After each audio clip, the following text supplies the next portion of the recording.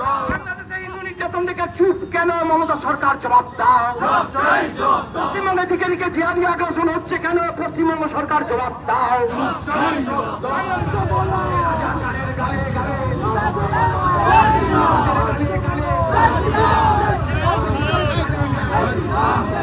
রাষ্ট্রপতি মহোদয়ের কাছ থেকে আর্মির সৌজন্য, বাংলাদেশ আর্মির সৌজন্য, তারা এটাতে ইনভলভ। যখন রাষ্ট্র ক্ষমতা সরাসরি ধর্মীয়ভাবে সংখ্যালঘুদেরকে খতম করতে চায়, তাহলে কার হস্তক্ষেপ করা উচিত? জাতিসংঘের। এটা আমার ব্যক্তিগত মত।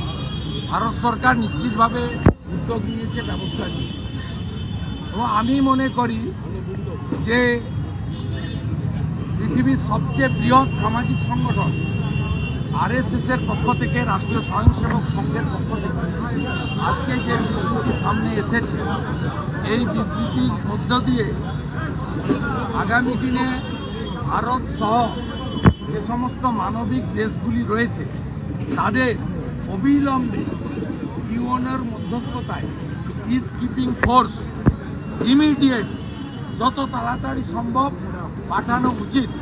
নইলে নোয়াখালীর মতো, দ্য গ্রেট ক্যালকাটা কিলিংয়ের মতো হিন্দু নরসংহার হবে। ৭১-এর 22% আজ 7%-এ নেমে গেছে। এটা যদি এক্ষুনি না করা হয়, আগামী কয়েক মাসের মধ্যে বাংলাদেশ হিন্দু এবং উপজাতি, বিশেষ করে চাকমা, ত্রিপুরী, মারমা, এরা শেষ হয়ে যাবে বাংলাদেশ থেকে। এবং এজন্যই আমরা যারা ভুক্তভোগী, প্রত্যেকের বাড়িতে ভুক্তভোগী, আমি নিজে ভুক্তভোগী, আমার মা বরিশাল থেকে এক কাপড়ে এসেছেন, এনারা সবাই ভুক্তভোগী। যে জায়গায় দাঁড়িয়ে আজকের সনাতনীরা প্রতিবাদ করলেন, এই জায়গাতে কয়েক লক্ষ মানুষ আছেন যারা ধর্মীয় কারণে কংগ্রেসের দেশভাগে বিভীষিকাময় যন্ত্রণা নিয়ে এইখানে আসতে বাধ্য হয়েছেন। এবং এখানকার সব জায়গাগুলো নাম হয়েছে কলোনির নামে, উদ্বাস্তু কলোনি, বাঘাযতীন উদ্বাস্তু কলোনি, বিজয়গড় উদ্বাস্তু কলোনি। বাংলাদেশের আইন মন্ত্রকের উপদেষ্টা ভারতের বিরুদ্ধে দ্বিচারিতার অভিযোগ তুলেছে, এই ঘটনা ওনারা কমপ্লিটলি স্যারেন্ডার করে গেছেন। ওরা ওখানে সুস্থভাবে তথাকথিত বেআইনি প্রশাসন চালানোর জন্য যারা এই মৌলবাদী ফোর্স হিন্দু অস্তিত্ব মুছতে চায়, হিন্দু সংখ্যা তো নেই আর বাংলাদেশ, এখন অস্তিত্বের লড়াই, এই অস্তিত্ব মুছতে চান, তাদেরকে খুশি করে ক্ষমতা দখল করে রাখতে চান। কারণ বৈধ প্রধানমন্ত্রীর নাম হচ্ছে হাসিনা, শেখ হাসিনা। আর এরা যারা আছে এরা অবৈধ। অত অবৈধ লোকরা গুন্ডাদের উপরে, সমাজ বিরোধীদের উপরে, আর ওই হামাস তালিবানদের মতো যে শক্তি ইসকনকে ধরিয়া ফেল, ধরিয়া ধরিয়া জবাই কর, এই স্লোগান যারা দেয়, যাদের মানসিকতা এইটা, যাদের মধ্যে মনুষ্য শক্তি নেই, হুঁশ যার আছে সেই মানুষ, হুঁশহীন মৌলবাদী ফোর্স, তাদের কাছে সারেন্ডার করে অবৈধ ক্ষমতা ভোগ করতে। নদিয়া থেকে বাংলাদেশ বিভিন্ন জায়গায় বাংলাদেশিদের আটক করা হচ্ছে এবং জাল পাসপোর্ট নিয়ে তারা এখানে দীর্ঘদিন ধরে রয়েছে। এই যে অবিলম্বে এনআইএ এবং এনফোর্সমেন্ট ডাইরেক্টরেট আরও সক্রিয় হওয়া উচিত এবং ভারত সরকারের স্বরাষ্ট্র দপ্তরের বিশেষ আইন এনে পশ্চিমবঙ্গে বর্ডারে সরাসরি জমি ক্রয় করা উচিত বাজার মূল্যে। মমতা ব্যানার্জিকে আর চিঠি লেখা উচিত।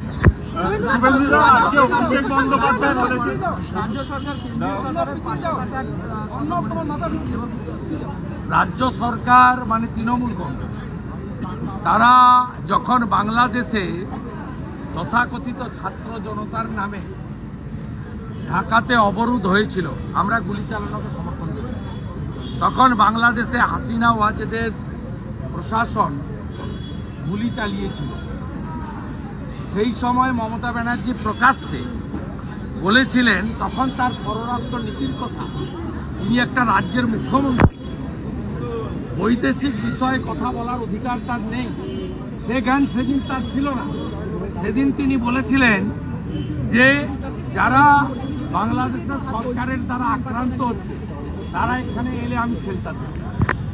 আজকে যখন হিন্দুরা আক্রান্ত হচ্ছে, হিন্দু মন্দির ভাঙছে, তখন মমতা ব্যানার্জি বলছে যে এটা ভারত সরকারের বিষয়, আমার বিষয় নয়, আমরা দেশের সরকারের সঙ্গে আছি। এই যে দ্বিচারিতা, একদিকে তুষ্টিকরণ এবং ভোট ব্যাংক, অন্যদিকে বাঙালি হিন্দুর অস্তিত্ব শেষ হয়ে যাক, সংখ্যা কমে যাক, এটা মমতা ব্যানার্জির ভোট ব্যাংকের পলিটিক্সের উদাহরণ।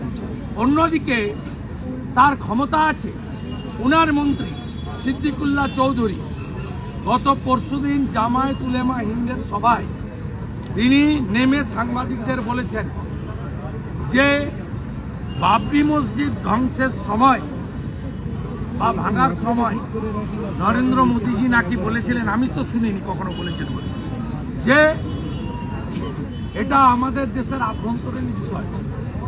আজকে মোহাম্মদ ইউনুস বলছেন আমাদের এটা বাঙালি হিন্দু নিধনের সময়, মন্দির ভাঙার সময় আমাদের আভ্যন্তরীণ বিষয়।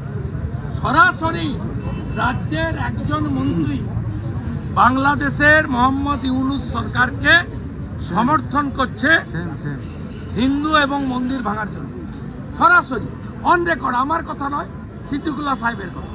এবং অ্যাসেম্বলির ফ্লোরে দাঁড়িয়ে গত পরশুদিন তিনি বলছেন আপনাদের মানে কারা, মানে হিন্দুরা, হাম দো হামারা দো, আমাদের মানে উনার হাম দো হামারা চার। মমতা ব্যানার্জির যদি সাহস ক্ষমতা থাকে, যদি প্রকৃত সেকুলার বলে নিজেকে মনে করেন, আপনাকে হিন্দু মনে করতে হবে না, হিন্দুরা আপনার সঙ্গে নেই, মেজর হিন্দু আপনার বিরুদ্ধে। আপনি যদি তথাকথিত ধর্মনিরপেক্ষতা বলে থাকেন, তাহলে সিদ্দিকুল্লাহ চৌধুরীকে বহিষ্কার করুন মন্ত্রিসভা থেকে, তাহলেই বুঝবো যে আপনার কথা এবং কাজের মধ্যে মিল আছে। যখন বন্দ্যোপাধ্যায় বলছেন যে কেন্দ্রে বিজেপির সরকার, বিজেপি এখানে আন্দোলন করছে, দিল্লিতে কি আন্দোলন করতে পারে? কারণ যেহেতু সীমান্ত বিষয় কেন্দ্র সরকারের বিষয়। অভিষেক বন্দ্যোপাধ্যায় বলছে যে বিজেপি এখানে আন্দোলন ওনার কাছ থেকে শুনবো না, ওনার কাছ থেকে এসব জ্ঞান শুনবো না। 11 সালের পরে যারা রাজনীতিতে এসেছে তারা দেশভাগের বিভীষিকা জানে না, তারা বাংলাদেশের হিন্দু সম্প্রদায় সংখ্যালঘুদের অত্যাচারের কথা জানে না, নাবালকের মতো বসে।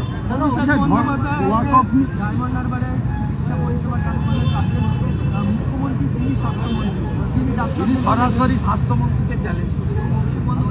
তিনি আজকে সরাসরি ঘোষণা করে দিয়েছেন এই রাজ্যে স্বাস্থ্য পরিষেবা দিতে 13.5 বছরের স্বাস্থ্যমন্ত্রী এবং পারিবারিক পরিচয় সূত্রে ওনার পিসি সম্পূর্ণ ব্যর্থ।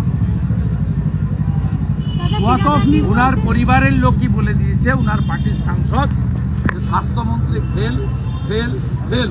এতদিন যা বিজেপি বা সাধারণ লোক বা রুগী বা রুগীর পরিবার বলছে।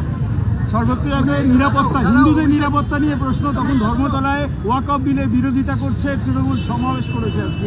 ভোট ব্যাংকের রাজনীতি, প্রকৃত উন্নয়ন ভারতীয় মুসলিম পশ্চিমবঙ্গের মুসলিমদের করে, উল্টো দিকে রোহিঙ্গাদের ঢুকিয়ে যারা অরিজিনাল ভারতীয় মুসলিম তাদের রেশন, জমি, চাকরি সব কাড়িয়ে নিচ্ছে।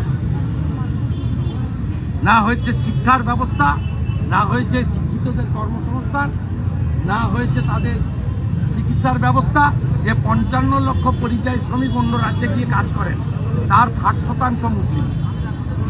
তাই স্বাভাবিকভাবে কখনো সিএএ-কে এনআরসি বলা, কখনো ট্রিপল তালাকের বিরোধিতা করা, আজকে ওয়াকফ অ্যামেন্ডমেন্ট বিলের বিরোধিতা করছেন, করে আজকে নিজেদের ভোট ব্যাংককে সুসংহত করছেন।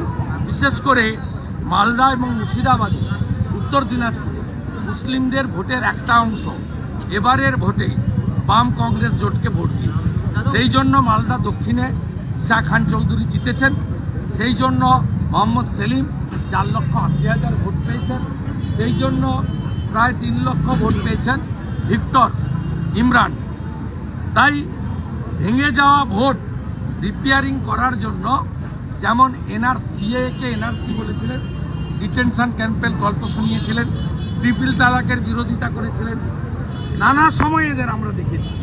আজকে বাজার গরম করছেন ভোট ব্যাংকের রাজনীতি আর রোহিঙ্গাদের প্রোটেক্টেড করার জন্য আরও কয়েক লক্ষ রোহিঙ্গাকে খোলা সীমান্ত দিয়ে পশ্চিমবঙ্গে ঢুকিয়ে পশ্চিমবঙ্গের ডেমোগ্রাফি বদলে দেওয়ার জন্য।